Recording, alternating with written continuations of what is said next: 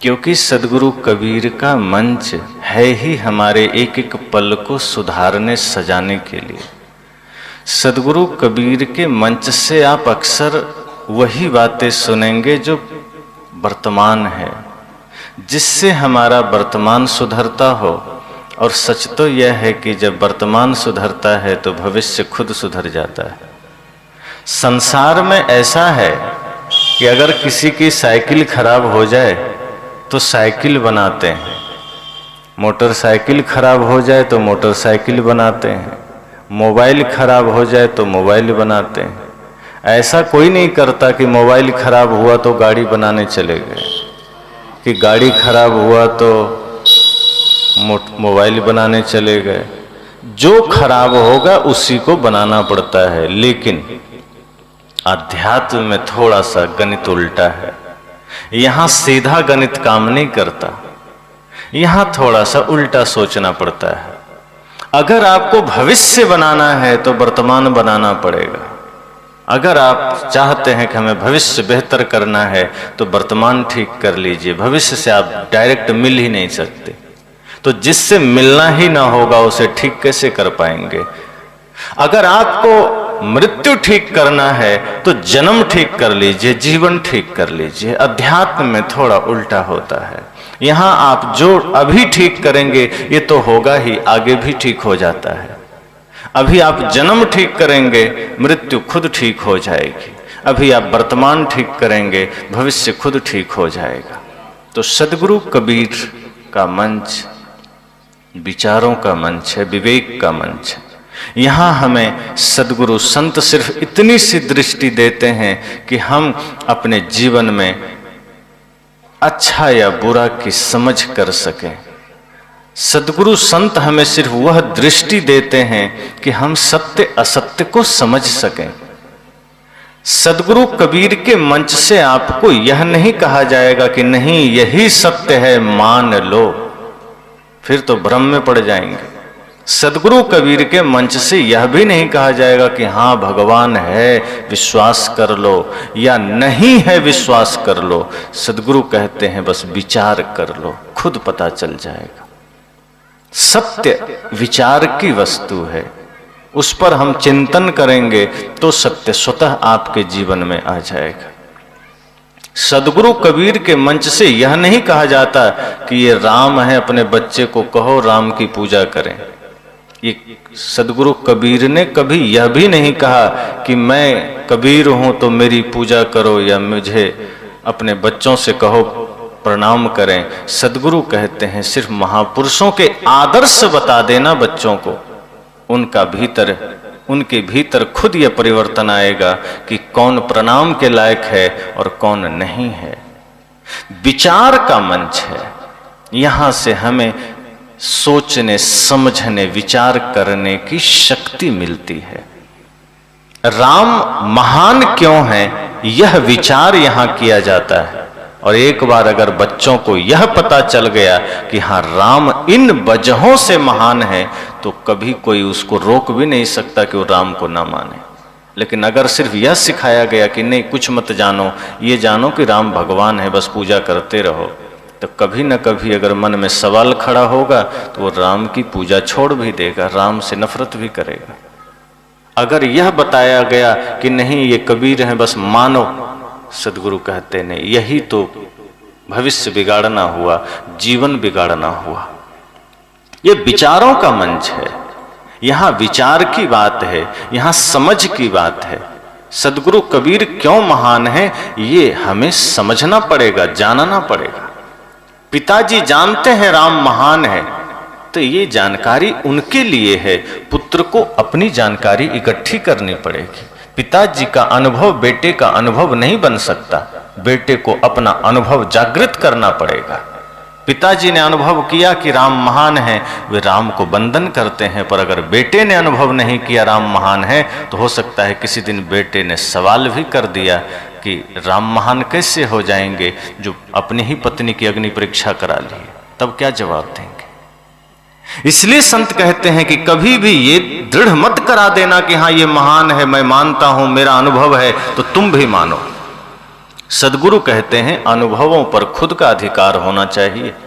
अगर दादाजी का अनुभव है, पिताजी का अनुभव है, तो वो अनुभव बेटे को भी हासिल करने दीजिए, वो विचार उन्हें भी करने दीजिए। जिस दिन बेटे का अपना अनुभव हो जाएगा तो कोई दुनिया भी रोकेगी कि राम को मत मानो, कृष्ण को मत मानो, कबीर को मत मानो, वो रुकेगा नहीं, क्योंकि उसका अपना अनुभव होगा, उसकी अपनी खोज होगी। भगत सिंह को क्यों माने, यह बात अगर पिता जानते हैं तो वो जानकारी बेटे को भी होनी चाहिए। और बेटे के भीतर अगर ये जानकारी आ गई कि भगत सिंह कौन है, तो पूरी दुनिया एक तरफ हो जाए। भले ही लोग उन्हें आतंकवादी कहें, आज भी कुछ वर्ग हैं जो उन्हें आतंकवादी कहते हैं, लेकिन पूरा भारत उन्हें हृदय में धारण करता है। लेकिन जानने के बाद तो सदगुरु कबीर का यह मंच विचारों का मंच है। बात यही है कि यहां हमारे जीवन को जगाने के विचार हैं, हमारे जीवन को परिवर्तित करने वाले विचार हैं। अगर यहां हम उन विचारों को सुन सके तो हमारा बिखरा हुआ परिवार एकजुट हो सकता है। अगर हम यहां उन विचारों को ठीक से सुन सके तो बहुत घंटों बैठने की आवश्यकता नहीं है, एक शब्द से हमारा जीवन बदल सकता है। ये विचार, ये शब्द हमारे जीवन को बदलने के लिए हैं। ये सत्संग हमारे जीवन में परिवर्तन लाने के लिए है, सदगुरु कबीर का मंच विचार के लिए। तो जो कुछ भी हम यहाँ सुन रहे हैं, सुनेंगे, या आगे कहीं भी कबीर मंच होगा, सदगुरु कबीर की वाणियाँ सुनाई जाएगी, वहाँ से यह विचार ही जागृत किया जाता है। व्यक्ति के भीतर सिर्फ इतना किया जाता है कि जैसे आपके हाथ में एक जला हुआ दीपक है और किसी के पास एक बुझा हुआ दीपक है, और आप उसे कहें कि तुम जाओ कमरे से कोई सामान उठा लाओ, और आपने कहा कि जाओ कमरे में कमंडल रखा है उठा लाओ, अंधेरे में वो आपसे पूछेगा किधर है, कहां पर है, चौकी पर है, किधर है, कहीं टकरा ना जाऊं। लेकिन जो समझदार होते हैं वे बताने से अच्छा ये समझते हैं कि बस तुम्हारे हाथ में जो बुझा हुआ दिया है, बस मैं तुम्हें जला कर दे देता हूं, कमरे में जाओ खुद देख लेना। सदगुरु कबीर यही दृष्टि लोगों को देते हैं कि इस संसार में किसी की बातों पर अंधा विश्वास करके चलने से अच्छा है मैं तुम्हें वो चक्षु दे रहा हूं, मैं तुम्हें वो दिव्य दृष्टि दे रहा हूं कि तुम संसार में खुद सही गलत देख सकोगे, कि तुम खुद अच्छा बुरा देख सकोगे।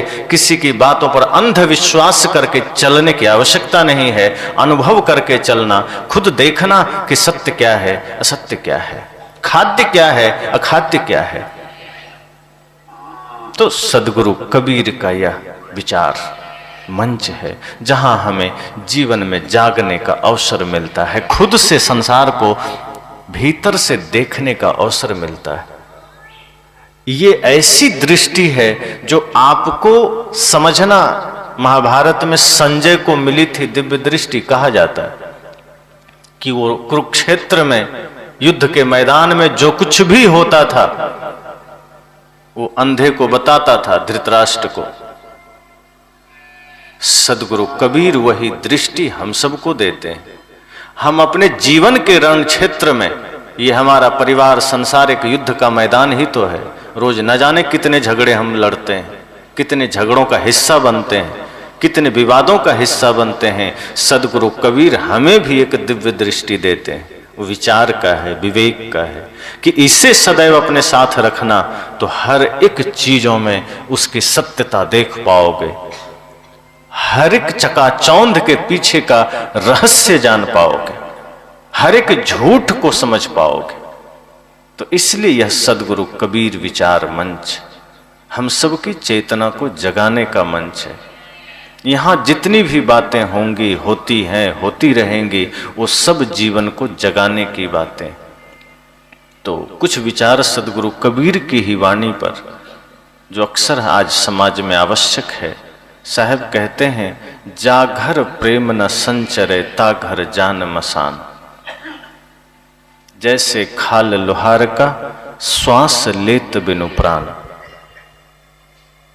किसी ने कहा कि पास में मसान है, वहां मुर्दे सो रहे हैं, मुर्दों की संख्या काफी है, और हम लोग तो गांव में रहते हैं, सभी जगे हुए लोग हैं। सदगुरु ने कहा कि नहीं नहीं, ये जो तुम गांव जिसे कह रहे हो, ये तुम जिस गांव में रहते हो वास्तव में वहीं मुर्दे लोग रहते हैं, और जहां तुम मुर्दा बता रहे हो वो तो मजबूरी है, वो तो मर ही गया, साधन नहीं है उसके पास। लेकिन असल में तुम जिन घरों में रहते हो अब वो तेरा घर मुर्दा घर बन चुका है, अब वो तेरा घर शमशान घाट बन चुका है। अब सिर्फ तुम श्वास ले रहे हो, ठीक वैसा ही जैसे लोहार के पास एक खाल पहले होता था, बड़ा सा बना होता था, उसको खींचता था तो उसमें सांस आती जाती थी, और उसकी हवा से भट्ठी में आग प्रज्वलित होती थी, और उससे जो धातु है लौह का धातु वो पिघलता था, गर्म होता था, नरम होता था। सदगुरु कहते हैं जैसे खाल लोहार का है, खींचने से श्वास आती है जाती है, बस इतना ही तुम्हारे शरीर में हो रहा है। तुम मुर्दा से कम नहीं हो, श्वास आ रही है जा रही है, लेकिन जिंदा होने का कोई प्रमाण नहीं है, जिंदा होने का कोई सबूत नहीं है। लोगों ने कहा ये तो बड़ी गहरी चोट है, ये सब लोग मरे हुए हैं, क्या संसार में कोई जिंदा नहीं है? सदगुरु कहते हैं कोई जिंदा नहीं, बिरला कोई जिंदा होगा, नहीं तो सब मरा हुआ है। कहा कैसे? सदगुरु कहते हैं जिस हृदय में प्रेम नहीं उसे मरा हुआ ही समझना। जहां प्रेम है वहीं जीवंतता है, वहीं जीवन है, और जहां प्रेम नहीं है वहां मुर्दापन है। वहां समझना कि आदमी घर में है फिर भी वो मरघट में है। और ऐसे भी देखा जाए तो हम सब का गांव, हम सब का घर असली मरघट है, क्योंकि यहां कोई स्थिर नहीं रहता। जो कोई भी जन्म लेता है यहां से मर करके मरघट चला जाता है। तो जिसे हम मरघट कहते हैं वास्तव में वो मरघट नहीं है, और जिसे हम बस्ती कहते हैं वास्तव में वो बस्ती नहीं है। बस्ती मतलब जहां बस गया कोई हटेगा नहीं, मरघट मतलब जहां लोग मर के घट रहा हो। तो मरघट में कोई जाके नहीं मरता, घर में मरता है।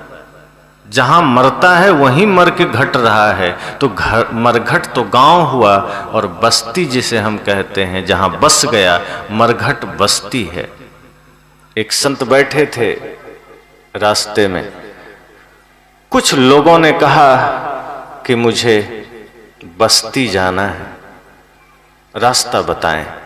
संत ने कहा दाएं चले जाओ, उधर मरघट था। वो आदमी मरघट पहुंच गया, देखा सुनसान मुर्दे जल रहे हैं। वो आदमी बड़ा हैरान हुआ, कहा लगता है कोई पागल तो नहीं था, पागल ही होगा, सुनसान में बैठा है, साधु तो नहीं होगा। आया, झल्लाया, कहा कि हमें पागल समझते हो? मैं तुमसे रास्ता पूछा, मार्ग पूछा, और तुम मुझे मरघट भेज दिए। मैंने बस्ती का मार्ग पूछा था। संत ने कहा गहराई से सोचो तो मैंने तुम्हें वास्तव में बस्ती ही भेजा था, अब तुम मरघट जाओगे। कहा ये क्या उटपटांग बातें हैं? संत ने कहा बताओ तुम जिसे बस्ती समझते हो वहां आज तक कोई बसा क्या? धीरे धीरे लोग उठ करके यहीं तो आते हैं, और जो यहां आया यहां से कहीं गया क्या? राख भी यहीं मिलेगी, वो आदमी यहां से कहीं जाता नहीं है। तो जिसे तुम मरघट समझते हो वास्तव में वही बस्ती है, और जिसे तुम बस्ती समझते हो वास्तव में वही मरघट है। चलते चलते संत ने उसके जीवन की ज्योति जगा दी। उसने कहा बात तो ठीक है, जिस बस्ती में हम बस्ती समझ करके मस्ती करते हैं, लेकिन वो इतना वीरान होगा, इतना विघटन होगा उसका, अब पता चला।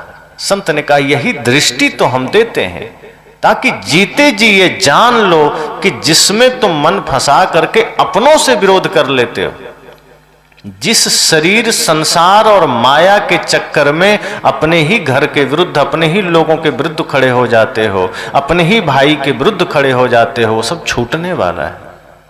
ये परिवार से बड़ा धन तुम्हारा कुछ नहीं, लेकिन परिवार को तुम पीछे कर देते हो।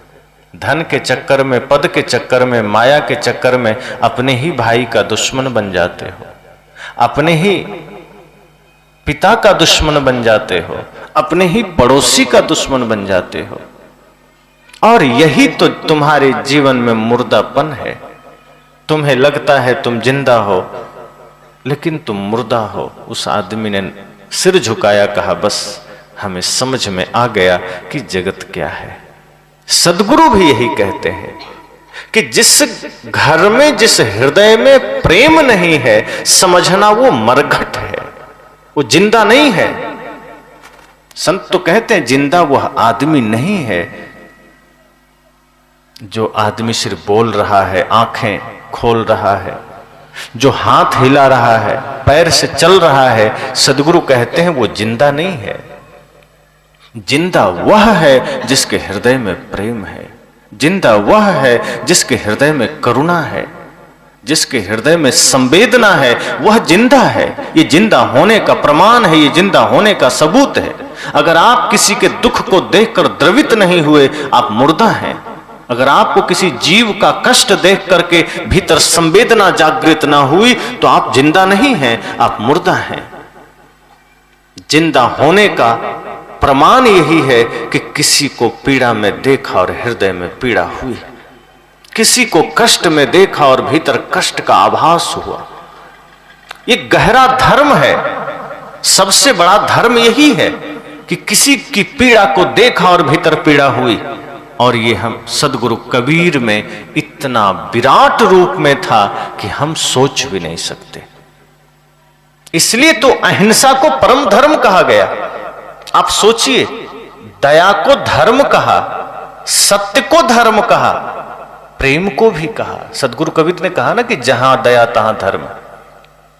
और तुलसीदास जी ने क्या कहा? धर्म न दूसर सत्य समाना। लेकिन सोचिए, जब अहिंसा शब्द की बात आई तब तुलसीदास जी भी सिर पर हाथ रखते हैं कि सत्य को तो मैंने पहले ही धर्म कह दिया है, अब अहिंसा को क्या कहें।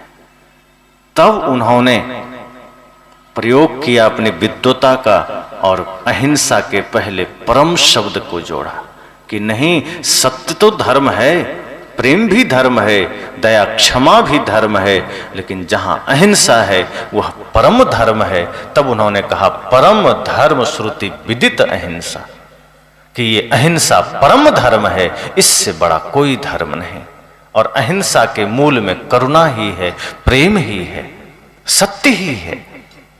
अहिंसा मतलब जहां किसी को भी कष्ट में देखा और भीतर करुणा जागृत हुई, किसी की पीड़ा को देखा और भीतर संवेदना जागृत हुई, किसी छोटे से जीव को भी कष्ट में देखें और आपके भीतर अगर करुणा जागृत हुई तो समझना जिंदा है।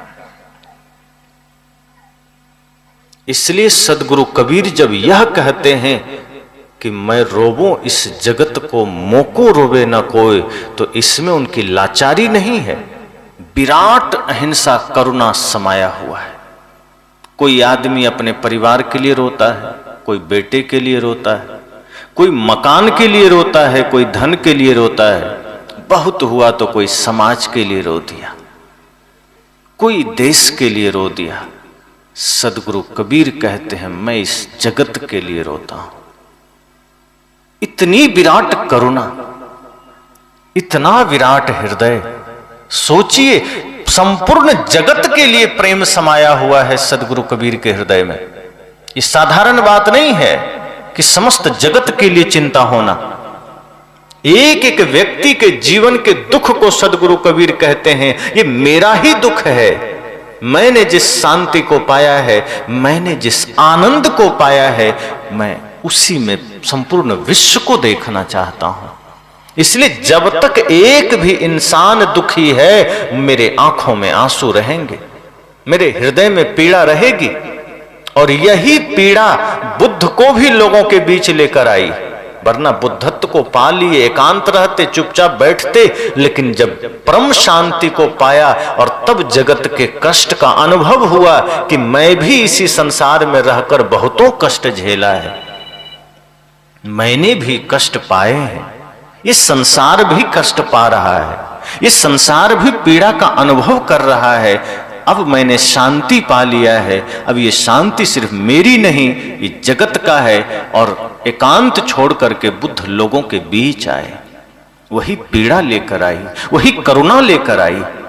जो पूर्ण अहिंसा में स्थित हो गया वो जगत की पीड़ा को देखकर द्रवित होगा ही होगा, वो जगत के दुखों को देख करके द्रवित होगा ही होगा।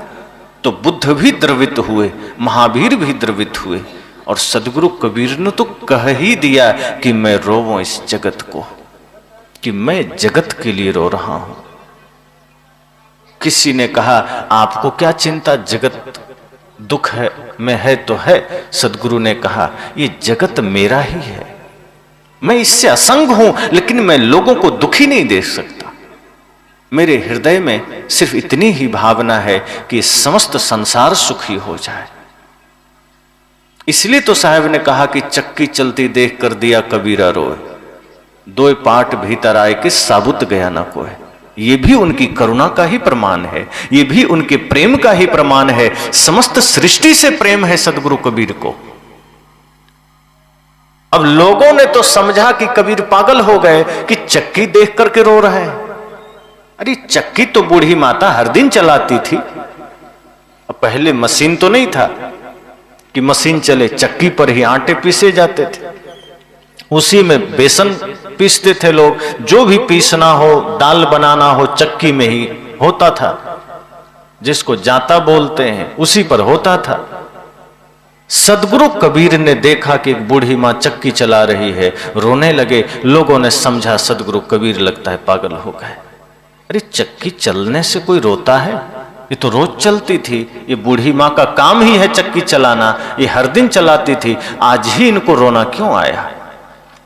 लोग इकट्ठे हुए, कहा क्या हुआ? कहा चक्की चलती देखा तो रोना आ गया। लोगों ने कहा पागल हुआ, चक्की कोई आज थोड़े चल रही है, तो सदियों से चल रही है। और ये बूढ़ी माता कोई अकेले चक्की चला रही है? कितनी बूढ़ी माताएं चक्की चला रही है, कितना रोएंगे आप?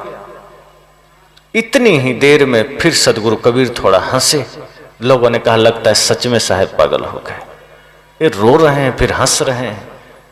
लोगों ने कहा कि राज क्या है, मामला क्या है? साहब ने कहा ये चक्की को मैंने देखा तो मुझे रोना आया, लेकिन रोना इसलिए आया कि इस चक्की को देखा, ये चक्की प्रतीक बनी।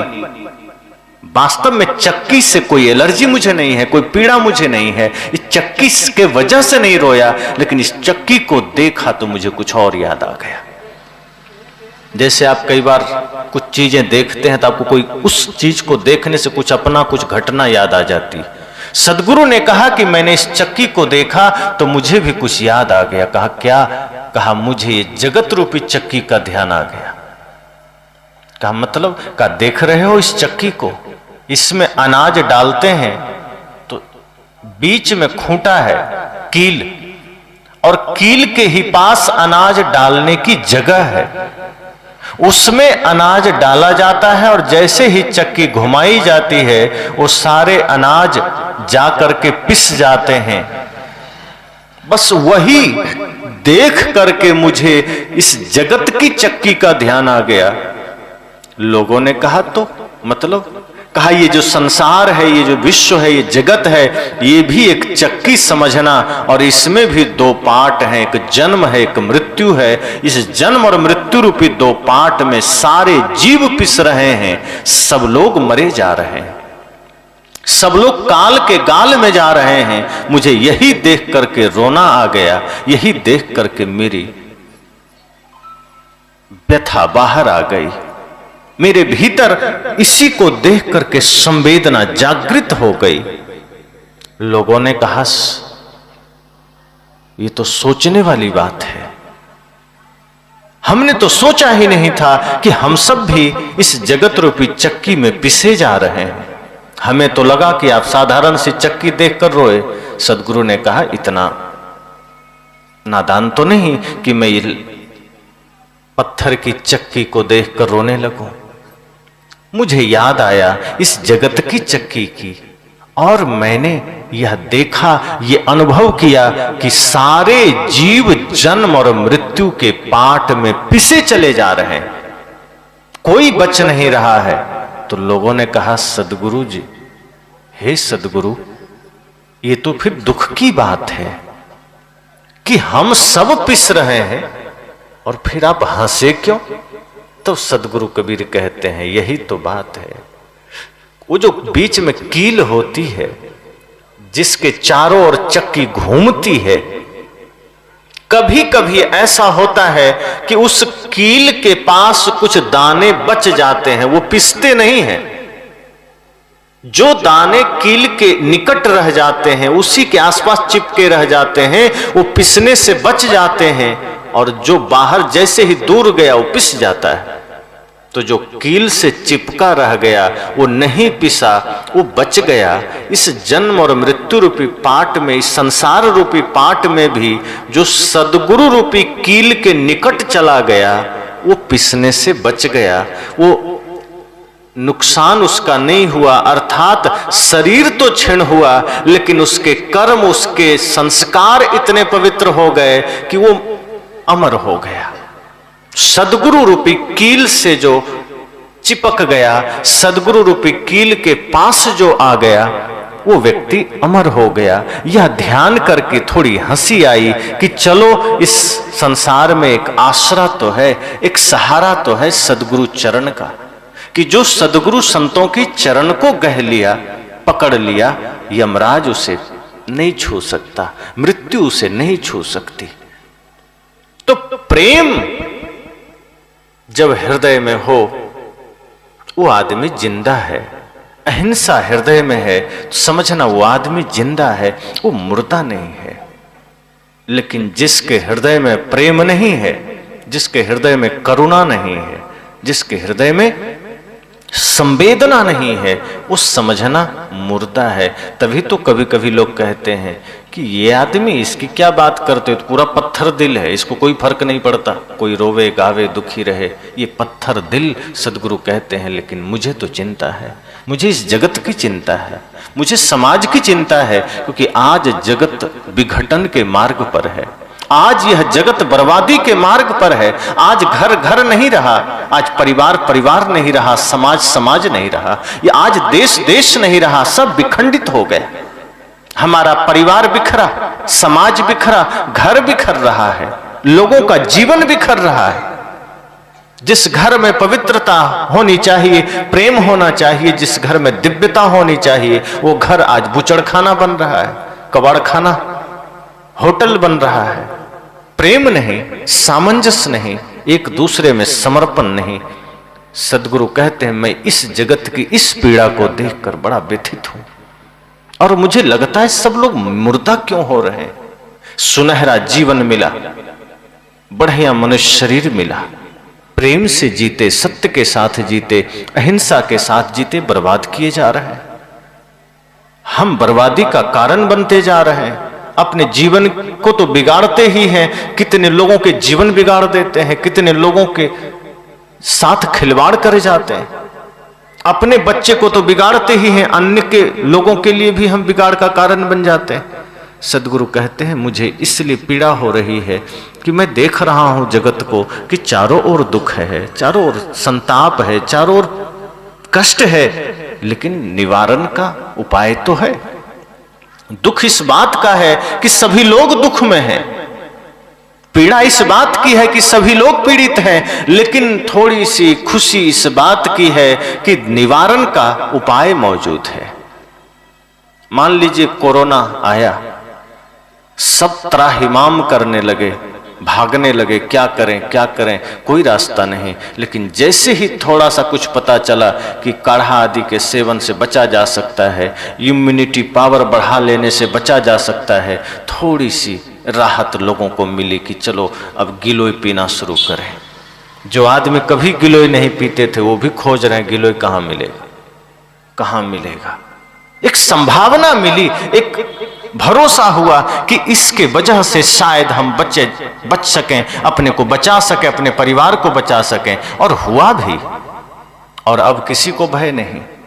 सदगुरु कहते हैं मैं भी संसार की पीड़ा को देखकर पीड़ित हुआ, मैं लोगों के दुख को देखकर दुखी हुआ, लेकिन जब मुझे लगा कि मार्ग है, उपाय है, इस पीड़ा से बचा जा सकता है, इस दुख से बचा जा सकता है, थोड़ा सुकून मिला। लेकिन जब मैं लोगों को देखता हूं कि उस उपाय को कोई करने को राजी नहीं, प्रेम के मार्ग पर चलने को राजी नहीं है, समर्पण के मार्ग पर, भक्ति के मार्ग पर कोई चलने को राजी नहीं। सब शरीर को बिगाड़े चले जा रहे हैं। मुर्दा बन के जीने में ही लोगों को आनंद है। बिना प्रेम के, बिना सत्य के, बिना भक्ति के जीने का ही मजा लोग ले रहे हैं। और वो मजा नहीं, वो कब सजा बन जाए कोई नहीं जानता। सदगुरु कहते हैं इसलिए मुझे पीड़ा है, लेकिन मैं चाहता हूं कि सभी लोग जिंदा बने, कोई मुर्दा ना रहे, सभी लोग जीवित बने। शरीर में हाथ पांव का हिलना जिंदा नहीं होना। हम भोजन कर रहे हैं, बोल रहे हैं, आंखें हिल डुल रही है, जगत को हम देख रहे हैं, लेकिन हमारे भीतर कोई संवेदना नहीं, कोई प्रेम नहीं, कोई करुणा नहीं। किसी के दुख को देखकर हृदय द्रवित होना तो छोड़िए, किसी को दुख में देख करके हम प्रसन्न हो रहे हैं। किसी के दुख को मिटाने का भाव तो नहीं है, लेकिन किसी को दुखी करने का भाव है। किसी के उजड़े हुए घर को बसाना तो छोड़िए, बसे हुए घर को उजाड़ने में लगे। किसी को 2 रुपया हम देंगे क्या? आज तो भिखारियों के कटोरे में चोरी होने लगे। यही देश हमारा है, जहां पहले जो कुछ भी शरणागत में कोई आया, कोई भी आया, हम उसे दे देते थे। कोई भी कह दिया कि हम आपके शरण में आए हैं, तो हमारे देश के लोग इतने महान हुआ करते थे कि अपना शरीर का अंग भी दान कर देते थे। राजा शिवी ने एक पक्षी की जान बचाने के लिए अपना शरीर का अंग भी दान कर दिया।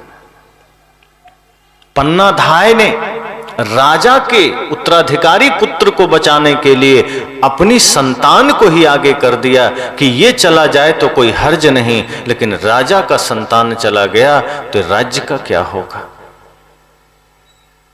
लेकिन आज अपने स्वार्थ के लिए, अपने निज हित के लिए हम अपने ही पुत्र को नहीं छोड़ते, उस पर भी कुठाराघात करते हैं, दूसरे पर तो करते ही करते हैं।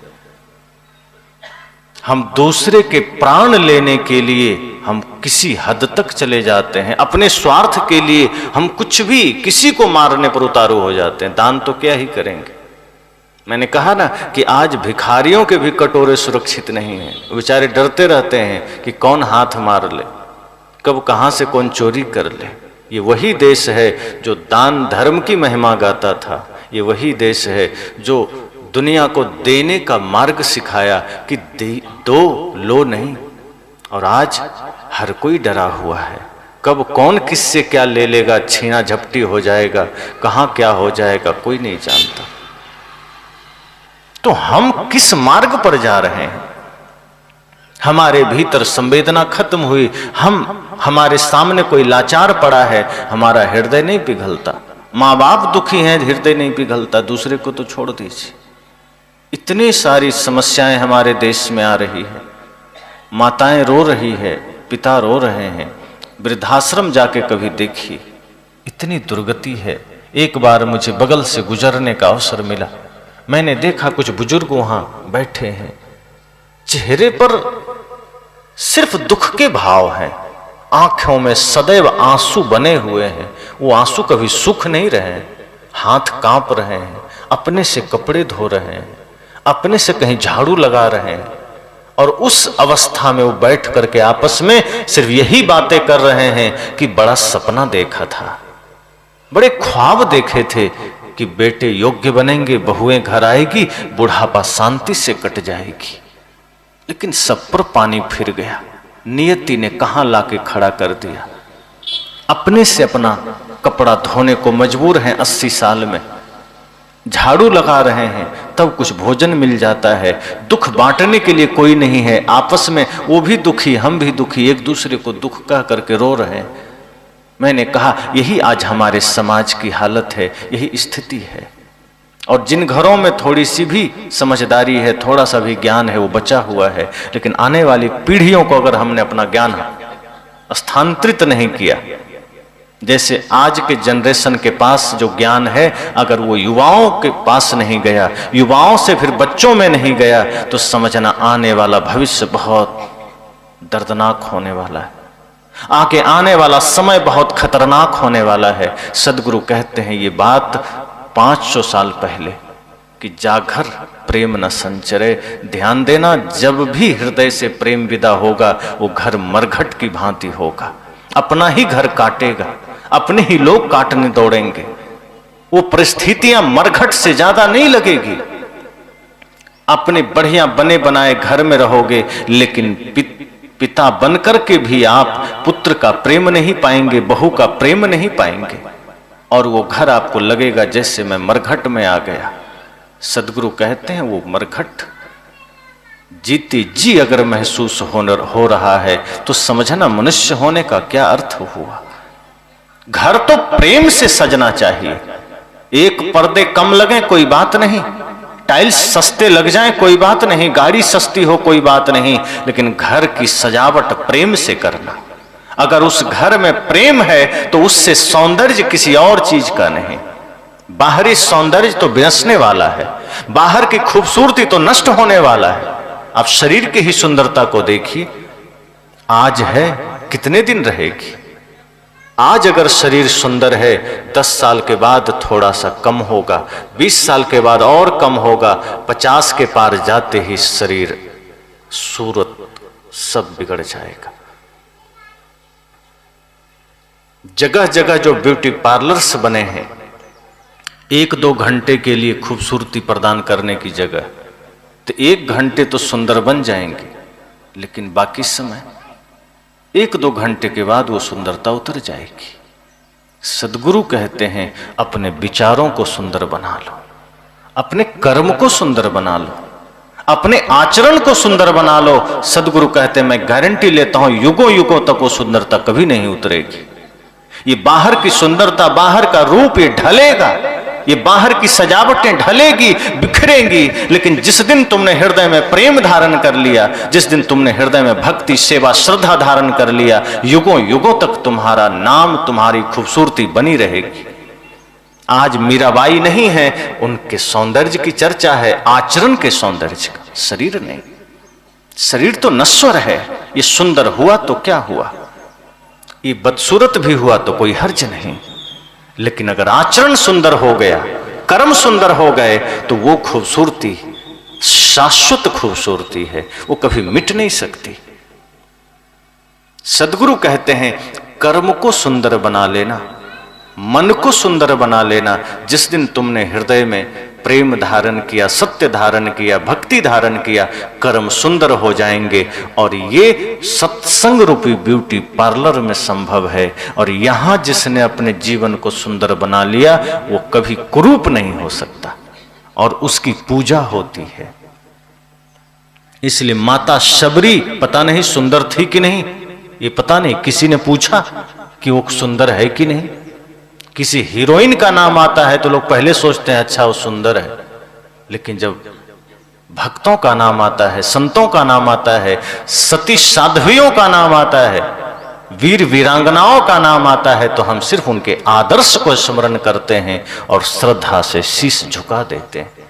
सोचो उनकी सुंदरता कितनी महान है। तो जब भी विदुर जी का नाम आता है हम शरीर को याद नहीं करते हैं। जब भी माता शबरी का ख्याल आता है, माता सीता का ख्याल आता है, हम उनके शरीर का ध्यान नहीं करते हैं, हम उनके कर्म को स्मरण करते हैं और श्रद्धा में झुक जाते हैं। सोचो शरीर सुंदर हुआ तो क्या हुआ, वो तो मिटना ही है, रोक भी नहीं सकते। शरीर की सुंदरता ढलेगी, मिटेगी। और वैसे भी विज्ञान कहता है 7 वर्ष में सबका शरीर बदल जाता है, सारे परमाणु बदल जाते हैं। 70 साल अगर आपकी आयु है, आप 7 बार बदल चुके, अब क्या करना। शरीर तो बदलेगा, वो तो परिवर्तित होगा, लेकिन जिस दिन कर्म सुंदर हो गया, जीवन सदा शाश्वत हो जाएगा, अमर हो जाएगा। सदगुरु कहते हैं इसलिए जीवन में प्रेम धारण करना। अगर बाहर कुछ भी कमी रह जाए चिंता की बात नहीं, कपड़े साधारण हो चिंता की बात नहीं, लेकिन अगर आचरण साधारण रह गए तो समझना मनुष्य जन्म को कौड़ी के भाव बेच दिया। यह मनुष्य जीवन को सदगुरु ने हीरा से तुलना किया है। कि भजन बिना नर बाबरे तूने हीरा जन्म गमाया। ये जीवन तुम्हारा हीरा से कम नहीं, कीमती ही समझना, उससे भी कीमती। लेकिन अगर इस हृदय में प्रेम धारण न किया, इस हृदय में सत्य धारण न किया, इस हृदय में भक्ति धारण न किया, तो साहब कहते फिर मरघट समझना, फिर मुर्दा हो गया, घर मुर्दा हो गया, जीवन मुर्दा हो गया, फिर चलता फिरता शमशान घाट। अगर कोई आदमी क्रोध में जीता है, समझना वो चलता फिरता मरघट है, वो जिंदा नहीं है। सत्संग आपके जीवन में जीवंतता लाता है, जागृति लाता है, आपको शाश्वत बनाता है। इसलिए सदगुरु कबीर का यह मूल मंत्र याद करना। एक व्यक्ति ने कहा, सदगुरु कबीर का मूल ज्ञान क्या है और किस पंथ में मिलता है? क्योंकि कबीर पंथ में भी कई पंथ हैं। तो एक ने कहा कि कबीर साहब का मूल ज्ञान क्या है और किस पंथ में मिलता है। अब वो व्यक्ति पूछने आया था, लेकिन जिज्ञासा बस नहीं आया था, वो पहले से ही तय करके आया था कि कोई एक पंथ है जहां ये सच्चा ज्ञान मिलता है। दरअसल वो रामपाल का शिष्य था और उसके मन में ये पहले ही तय था कि रामपाल जी ही मूल ज्ञान देते हैं और उन्हीं को कबीर साहब ने मूल ज्ञान दिया है, और वो गुप्त है, वो कोई नहीं जानता। मैंने कहा कि आप ही बताएं। कहा, कबीर साहब का जो मूल ज्ञान है वो अभी गुप्त है, कोई नहीं जानता, ये बाकी जितने गुरु हैं सब भटका रहे हैं। मैंने कहा, कबीर साहब ने कोई गाली दी थी क्या जो अब तक गुप्त है, जो कोई नहीं जाना? भाई अच्छी बातें गुप्त क्यों है? और सदगुरु कबीर का कोई मूल ज्ञान पर्सनल रामपाल जी को दिए कबीर साहब। अच्छी चीजें तो लोग बांटना चाहता है, अच्छी चीजें तो जन जन में फैलाना चाहता है। आप कभी प्रार्थना करते हैं, आप इतना भाव से करते हैं कि कोई सुन ले तो कोई हर्ज नहीं, लेकिन अगर आप शांत अवस्था में हैं, सत्संग में हैं और आप चाहेंगे कि आप गाली जोर से दें, मन में आ भी रहा होगा दबा लेंगे, भले ही क्रोध की अवस्था में आप गाली जोर से दे देते हैं, लेकिन अभी सत्संग में बैठे हैं और गाली का मन करे तो कौन है जो खड़ा होकर गाली देना चाहे? वो जानेगा कि गलत चीज है, दबा के रखो, छिपा के रखो। मैंने कहा, सदगुरु कबीर का पहली बात तो याद रखना कि अलग से पर्सनल कोई मूल ज्ञान नहीं है। सदगुरु कबीर का एक एक वचन मूल ज्ञान है, एक एक शब्द मानवता को बदलने वाला है, एक एक ज्ञान इंसान में प्रेम भरने वाला है, एक एक ज्ञान संपूर्ण सृष्टि को एक सत्य अहिंसा प्रेम के मार्ग पर लाने वाला है। और जिनका ज्ञान एक एक शब्द सामर्थ्य रखता हो समस्त सृष्टि में दया क्षमाशील संतोष लाने का, अर्थात समस्त सद्गुणों को जागृत करने का, तो एक शब्द मूल ज्ञान हो गया। अब दूसरा क्या हो गया?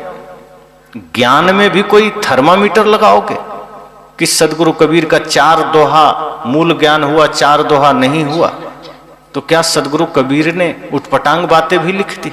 मैंने कहा, सदगुरु कबीर का एक एक शब्द मूल ज्ञान है। और जब हम उनके एक भी शब्द को जीवन से जोड़ लेते हैं तो समझ जाना कि हमने उनके बताए हुए मार्ग से अपने जीवन को सजा लिया, उनके बताए हुए शब्द से हमने अपने कर्म को सजा लिया। चाहे वाणी की बात हो, चाहे कर्म की बात हो, चाहे इंद्रिय की बात हो, 3 साधन हमारे पास है, मन, वाणी और इंद्रियां। हम बोल करके किसी का दिल दुखाएं, बोल करके अपना मुख गंदा करें, चाहे इंद्रियों से गलत कर्म करें, चाहे मन से गलत चिंतन करें। सदगुरु कहते हैं इन 3 साधन को पवित्र कर लो। मन से सुंदर चिंतन करो, वाणी से पवित्र शब्द बोलो और इंद्रियों से पवित्र कर्म करो। और ध्यान रहे कि जैसे ही आप वाणी की शुद्धि करते हैं, आपके मुख से निकला हुआ हर शब्द प्रार्थना बन जाता है। फिर अलग से प्रार्थना करने की आवश्यकता नहीं रह जाती कि मंदिर जाकर के ओम नमः शिवाय करेंगे तो ही प्रार्थना होगी। तमेव माता च पिता तमेव बंधुश्च सखा। मंदिर में गए तो तमेव माता च पिता, और अपने माता पिता के सामने गाली गलौज। तो सदगुरु कहते हैं नहीं, मन निर्मल हुआ, मन पवित्र हुआ तो तुम्हारे मुख से निकला हुआ हर शब्द प्रार्थना है। इंद्रियां पवित्र हुई तो इंद्रियों से किया गया हर कर्म पूजा है। और मन पवित्र हुआ तो हर चिंतन ध्यान है, आत्मचिंतन है। इसलिए साहब ने कहा कि ध्यान रखना, यह जीवन बड़ा नश्वर है, इसे व्यर्थ न गंवाना, प्रेम से जीना, आपस में प्रेम रखना। पता नहीं जिनसे बैर कर रहे हो कब बिछुड़ना हो जाए, और जब कोई बिछुड़ जाता है तो हम याद करते हैं बड़े अच्छे लोग थे, झूठ मूठ के झगड़ा ठाने रहे। इसलिए साहब कहते नहीं, ध्यान रखना, जब संत आपके द्वार आए, गुरु आपके द्वार आए, यही लक्ष्य लेकर आते हैं कि आपके बिखरे हुए जीवन को सूत्र में बांध सकें, एक घर को स्वर्ग बना सकें, आपका घर मंदिर बन सके, दो टूटे हुए दिल को एक कर सकें। अगर दो भाई के बीच कोई विवाद है, संत कोशिश करते हैं कि दोनों का विवाद सुलझ सके, दोनों एक सूत्र में बंध सकें। यही तो जीवन का मूल लक्ष्य है, यही तो जिंदा होने का सबूत है। हम जीते जी मर जाते हैं, अर्थात शरीर हिलडुल रहा है और हम मुर्दे के समान जी रहे हैं। जहां जीवन मुर्दे के समान बना, वहां हमारा घर, हमारा जीवन नरक बना। एक ने कहा कि मरने के बाद क्या होता है? संत ने कहा वो तो बाद की बात है, कोई गया नहीं और आया नहीं लौट के बताने की क्या होता है। तुम जिंदा हो, पहले ये सोचो कि जिंदा रहते हुए तुम जिंदा हो।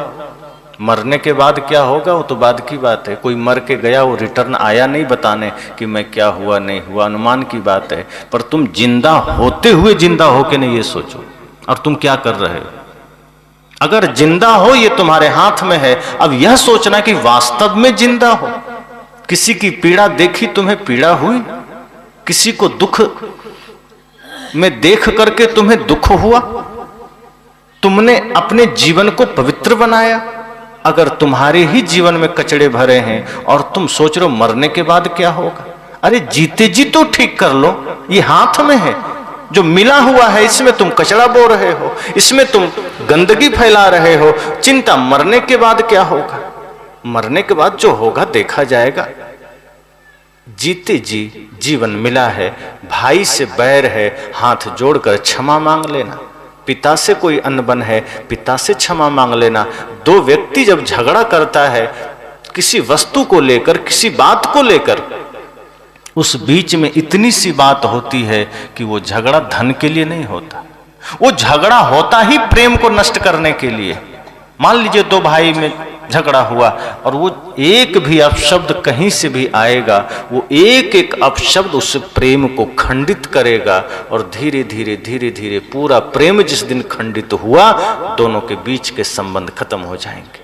फिर वो एक दूसरे के प्राण के प्यासे बनेंगे, एक दूसरे के विरोधी बनेंगे। एक घटना कहूं, याद आ गई, बातों को विराम दूंगा। दो भाई थे, एक साथ दीक्षा लिया गुरु से, बड़ा प्रेम। गुरुजी जब दीक्षा दिए तो दोनों साथ बैठ करके गुरुजी की सेवा किए। गुरुजी को जलपान कराया, भोजन कराया, पद प्रक्षालन किया, आरती किया, भेंट पूजा किया, सब किया। फिर भोजन का समय हुआ, गुरुजी को खिलाया, खुद भी एक ही थाली में परोस करके दोनों खाया। उसके बाद गुरुजी चले गए। 5-7 वर्षों के बाद पुनः बड़े भाई ने गुरुजी को बुलाया कि गुरुजी पुनः सत्संग करने आइए। गुरुजी आए, सत्संग हुआ, आरती हो गई, सारी प्रक्रिया हुई। गुरुजी ध्यान नहीं दिए जाता, लेकिन जब भोजन का समय हुआ और गुरुजी के लिए भोजन लाया गया, तब गुरुजी ध्यान दिए, अरे तुम्हारा एक छोटा भाई भी तो था, वो कहाँ है? बुलाओ उसे, कहीं गया है क्या? उस आदमी ने कहा नहीं कहीं नहीं गया है, बगल में ही रहता है। का बुलाओ से, का नाम मत लीजिए उसका, आप भोजन करिए। गुरुजी ने कहा नहीं, पहले भाई को बुलाओ। क्या बात है? कहा गुरुजी आप भोजन करिए, छोड़िए उस नालायक को। गुरुजी ने कहा अरे ऐसी बात, वो भाई है तुम्हारा, उसे इस भाषा में बोल रहे हो? कहा गुरुजी आप भोजन करिए, उसका नाम मत लीजिए। तब कहा हम दोनों में 5 सालों से बोलचाल बंद है, हम बात नहीं करते हैं। मैं उधर नहीं जाता हूं, वो इधर नहीं आता है, कोई लेना देना नहीं। अगर दिख जाए तो मैं पश्चाताप करता हूं कि कैसे उसका मुंह दिख गया। गुरुजी ने कहा एक ही माता पिता न से जन्म लिए हो और इतना नफरत, इतनी घृणा। का गुरु जी ज्यादा बात मत बढ़ाइए, चुपचाप भोजन करिए, हमें भी भूख लगी, हम भी खाएंगे। गुरु जी ने कहा, क्या तुम्हें ये लग रहा है कि मैं तेरे द्वार खाने आया हूं? तुम यह सोच रहे हो कि मैं भोजन करने आया हूं? तुम गलतफहमी में हो कि कोई संत तुम्हारे द्वार भोजन करने आते हैं। अरे भोजन तो शरीर की एक छोटी सी जरूरत है जो कहीं भी पूरा हो जाएगा, लेकिन अगर कोई संत, कोई गुरु तुम्हारे द्वार आते हैं तो तुम्हारे द्वार को पावन करने आते हैं, तुम्हारे जीवन के कलुषित विचार को निकालने आते हैं, तुम्हारे सूने बिखरे घर को ठीक से सजाने आते हैं, स्वर्ग मंदिर बनाने आते हैं। और मैं अगर यहां आया हूं तो जो मैंने 5-6 वर्ष पहले देखा है कि दोनों भाई मिलकर के मेरी सेवा किए थे, दोनों मिलकर के मुझे भोजन कराए थे, दोनों एक साथ एक थाल में परोस कर खाए थे, आज वो दृश्य मैं नहीं देख रहा। मुझे पीड़ा है कि मेरे आगमन के बाद, मेरी दीक्षा के बाद भी तुम अपने भाई से विरोध कर गए। बात क्या हुई? कहा कुछ नहीं, बहुत अकड़बाज है, सुनता नहीं है कोई बात, छोटी छोटी बात में झगड़ा हो जाता है, छोटी छोटी बात में सुनाने लगता है, मैं बड़ा हूं। संत ने कहा, यही तो घमंड है तुम्हारा कि बड़ा हो, इसका घमंड होगा कि छोटा क्यों कहेगा, वो छोटा भाई है क्यों सुनाएगा। कहा तो बड़ा भाई हूं, कैसे सुन लूं? कहा क्यों? बड़ा हो तो आदमी ही तो हो, भाई ही तो है, कह दिया तो क्या हो गया। कहा गुरु जी क्या करें अब? कहा जाओ उसे बुला के लाओ। कहा आपको लगता है वो आएगा? बहुत अकड़बाज है। कहा पहले तो मुझे तुम ही अकड़बाज लग रहे हो, उसको तो मैं नहीं देखा अभी, पहले तुम तो ठीक हो जाओ, शायद वो ठीक हो जाए। कहा मैं क्या करूं, वो आएगा नहीं। कहा पहले ही तुमने तय कर लिया नहीं आएगा, तब तो पक्का नहीं आएगा। पहले तुम तो ठीक हो जाओ मेरे सामने, तुम तो विनम्र बन जाओ, तुम तो निर्मल बन जाओ, आगे उसकी बात देखेंगे। तो मैं कैसे बुलाऊं? 5 साल हो गए, बातचीत ना हुई, देखा भी ठीक से नहीं, कैसे जाऊं? संत ने कहा पहले अपने अकड़ को नीचे करो, जो घमंड तुम्हें भीतर है कि मैं बड़ा, गलती उसकी, ये भाव मिटाओ और यह सोचो कि हो सकता है तुमने भी गलती किया हो। किसी भी विवाद में यह मत सोचिए कि इस विवाद का वजह सामने वाला है।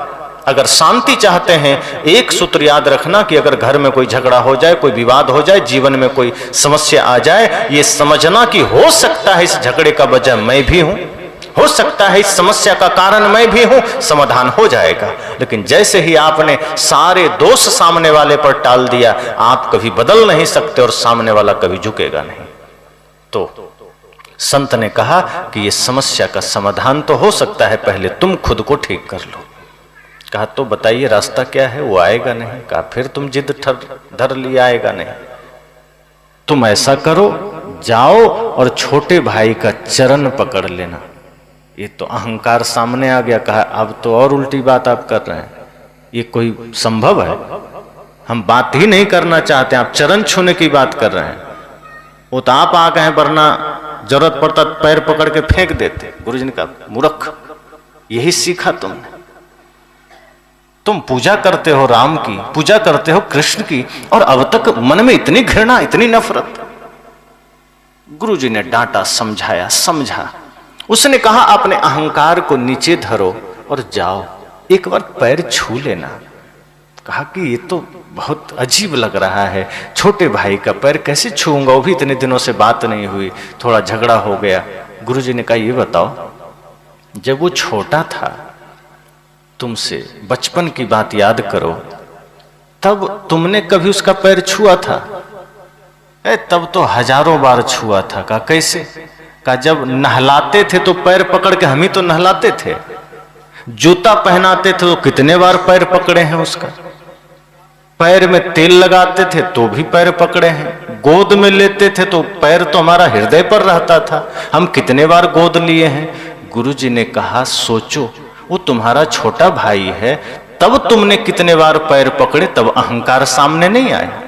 तब तुम में उसमें प्रेम देखता था कि छोटा भाई है, पैर पकड़ो, हाथ पकड़ो, कोई हर्ज नहीं, खुशी से पकड़ा। यही सोचकर अभी पकड़ लेना। इतना समझाने के बाद वो आदमी चला, लेकिन अहंकार फिर भी सामने आ जा रहा था। फिर भी किसी तरह मन को समझाते हुए निकला। छोटा भाई आंगन में ही बैठा अखबार पढ़ रहा था। ये निकट जैसे ही उधर गया, छोटे भाई की नजर पड़ी। वो देखता है बड़ा भाई चला आ रहा है, पहली बार 5 साल के बाद। उसके भीतर भी कुछ संवेदना जगी। वो भी जो अब तक मौन था, चुप था, लगा कि बड़े भैया का चरण मेरे द्वार के तरफ। खुद को धीरे धीरे रोक न पाया।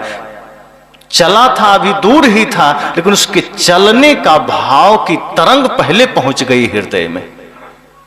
आप जिस भाव से चलते हैं, उस भाव की तरंग दूसरे के हृदय में पहले पहुंच जाती है। ये चीजें वैज्ञानिक है। आप जो सोचते हैं, जो करते हैं, जो बोलते हैं, उसकी तरंग पहले दूसरे को तरंगित कर देती। छोटे भाई के हृदय में भी बड़े भाई के आने की तरंग हृदय तक पहुंच गई। आंखों ने देखा बड़े भाई चले आ रहे हैं। धीरे धीरे हड़बड़ाने लगा कि अब क्या करें। अखबार रखा, तब तक भाई निकट आ चले थे। ये खड़ा हो गया, बड़े भाई और पास आ गए। अब आ करके बिल्कुल वो पैरों में झुकने ही वाले थे कि उनसे पहले छोटा भाई पैरों में गिर पड़ा। रोक नहीं पाया। 5 साल के बाद ये दृश्य पैदा हुआ। ये झुका, बड़े भाई ने दोनों बाहें पकड़ के उठाया, गले से लगाया। 5 साल से जमा हुआ कचरा आंसू के साथ बह गया। जो भी शिकवा शिकायत थी, जो भी हर्ष शोक था, जो भी अवसाद थे, जो भी नफरत घृणा थी, आंसू बहे, निकल गए, हृदय से हृदय मिला। बड़े भाई ने कहा, छोटे भाई माफ कर दो। छोटे ने कहा, भैया ये क्या कह रहे हैं? हम तो कब से प्रतीक्षा में थे कि आपका एक आदेश हो और मैं दौड़ा हुआ चला आऊं। आप ही ने तो घर से निकाल दिया था, आप ही ने बाहर कर दिए थे, तो हम प्रतीक्षा में थे। हम तो कब सोचते थे कि भैया कब एक बार नजर इधर करेंगे और मैं उनके चरणों में चला जाऊंगा। मेरा क्या दोष? लेकिन मैं मानता हूं कि मैं भी दोषी हूं। दोनों ने अपनी अपनी गलतियां स्वीकारी। जब प्रेम जगता है तो अपनी गलतियां स्वीकारी जाती है, और जब नफरत रहता है तो दूसरे की गलतियां बताई जाती है। लेकिन अब तक एक दूसरे की गलती बता रहे थे। जैसे ही सदगुरु संत की कृपा से हृदय में थोड़ा सा प्रेम जगा, दोनों कह रहे हैं, नहीं मुझसे गलती हुई, मुझसे गलती हुई, मुझे आ जाना चाहिए। आपने मना किया फिर भी मैं आ जाता। बड़े भाई ने कहा, नहीं छोटे, तुम तो ठीक हो, तुम्हारा कोई दोष नहीं, मैं ही अहंकार में तुम्हें नकार दिया। और दोनों रो करके फिर एक दूसरे को बाहों में बाहें डाल करके प्यार से गुरुजी के पास गए, चरणों में एक साथ शीश झुकाए। गुरुजी ने देखा, प्रसन्नता हुई। गुरुजी ने कहा, मैं इसलिए ही आता हूं, तुम दोनों को एक साथ देख करके, तुम दोनों को प्रेम में देख करके, एक दूसरे के प्रति समर्पण देख करके मेरा आना सफल हो गया, मेरा यहां खड़ा होना सफल हो गया। अगर मैं यूं ही चला जाता तो मेरा आगमन व्यर्थ होता। बड़े भाई ने कहा, गुरुजी आप सच में भगवान हैं। आपके ज्ञान के और प्रेम के चोट ने मेरे भीतर के सारे कलुषित विचार मिटा दिए। मैं अकड़ में विकारों के अधीन होकर के, अहंकार के अधीन होकर के अपने प्यारे छोटे भाई को ही नकार दिया था। उसी से मैंने विद्रोह कर लिया था। मैं राम की पूजा करता हूं, मैं राम की उपासना करता हूं, लेकिन अपने ही भाई में मैं भरत का दर्शन न कर सका। छोटे भाई ने कहा कि मैं भी राम जी की पूजा करता हूं, लेकिन अपने भैया में मैं राम न देख सका, मुझसे भी भूल हुई। राम जी की कथा सब सुनते हैं, रामायण का पाठ करते हैं, लेकिन हम यह भूल जाते हैं कि राम जी का जीवन अगर हमारा जीवन बन जाए तो घर में कभी बंटवारा ना होगा, कभी विवाद ना होगा, कभी माता पिता को दुख भोगना नहीं पड़ेगा, कभी उनको रोना नहीं पड़ेगा। संत ने कहा, मेरा आगमन सफल हुआ। अब दोनों भाई एक ही थाली में भोजन लिए, एक दूसरे को खिला के खाए, जीवन उनका बदल गया। संत कहते हैं, आप कब बदलेंगे? आपके जीवन में ये परिवर्तन कब आएगा? राम की कथा सुनते सुनते, कृष्ण की कथा सुनते सुनते भी अगर जीवन की व्यथा न मिटी, वो कथा सुनना व्यर्थ ही तो है। अक्सर मैं एक घटना का जिक्र करता हूं कि दुनिया ने पूछा, दुनिया के लोगों ने राम से पूछा कि हे प्रभु, हे भगवान, पूरी दुनिया आपको भजती है, आपको याद करती है, आपका सुमिरन करती है, आपका जाप करती है, ऐसा कौन है जिसको आप जपते हैं, आप भजते हैं, आप याद करते हैं? जानते हैं राम जी ने क्या कहा? शिव जी का नाम नहीं लिया, किसी का नाम नहीं लिया कि मैं शिव जी को भजता हूं। राम जी ने कहा, भरत सरिस को राम सनेही, जग जप राम राम जप जेही। उन्होंने कहा, भरत से प्यारा मुझे कौन हो सकता है? दुनिया मुझे भजती है, मेरा नाम जपती है, मैं राम अपने छोटे भाई भरत को भजता हूं। ये प्रेम हम सीखते कहां हैं? जब अयोध्या लौटते हैं राम, लक्ष्मण और सारे लोग, तो माता कौशल्या पहले राम का कुशल नहीं पूछते हैं, पहले लक्ष्मण के पास जाते हैं, और राम जी सर्वप्रथम माता कैकेयी और सुमित्रा के पास जाते हैं। ये प्रेम है। अपनी मां तो अपनी है ही, उनसे तो प्रेम है ही, लेकिन अगर सौतेली मां है, पहले वहां गए। और माता कौशल्या भी जानती है राम तो मेरा पुत्र है ही, लेकिन लक्ष्मण उनके साथ रहा है, ये तो मेरा पुत्र से बढ़कर है। क्या पूछते हैं कि बेटा, मेघनाद ने जो शक्ति बाण मारा था वो कहां लगा था? लक्ष्मण जी ने दिखा दिया अपने पेट के दाएं साइड कि यहां लगा था मां। घाव बड़ा गहरा हुआ होगा, बड़ा जख्म बड़ा हुआ होगा। लक्ष्मण जी ने कहा, लगा तो बहुत जोर से था। तब मां ने एक सवाल किया कि बेटा दर्द कितना हुआ था? तब जानते हैं लक्ष्मण जी ने क्या कहा? माता मुझसे मत पूछो, मैं कुछ नहीं जानता, क्योंकि जब मैं होश में आया तो मैं भैया राम के गोद में था। दर्द इनसे पूछो, ये पता किए होंगे, इनको पता होगा, क्योंकि मैं जानता हूं कि मैं अगर होश में भी रहता तो मुझसे ज्यादा दर्द भैया राम को होता, इसलिए मेरे दर्द का पता मेरे भैया राम से पूछना। लक्ष्मण की कितनी आस्था है, कितनी श्रद्धा है, वो जानते हैं कि दर्द, गीता आप लोग सुनते ना, चोट लगे तुमको तो दर्द मुझे होता है।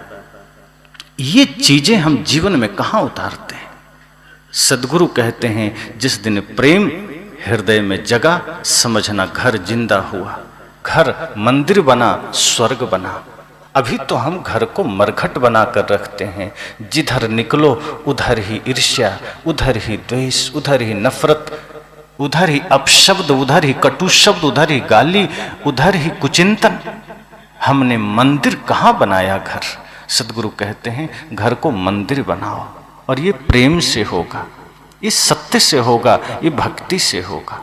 तो जब जीवन में हम भक्ति, प्रेम, सत्य, अहिंसा धारण करेंगे, हम सब का जीवन मंदिर बनेगा, घर मंदिर बनेगा, और वही स्वर्ग है। वरना हम तो मरघट बन के जीते रहेंगे, हम तो श्मशान घाट बन के जीते रहेंगे। सदगुरु कहते हैं अपने घर को जिंदा करना, अपने आप को जिंदा बना के जीना। मरना तो एक दिन है ही, उससे पहले मुर्दा बन के मत जीना।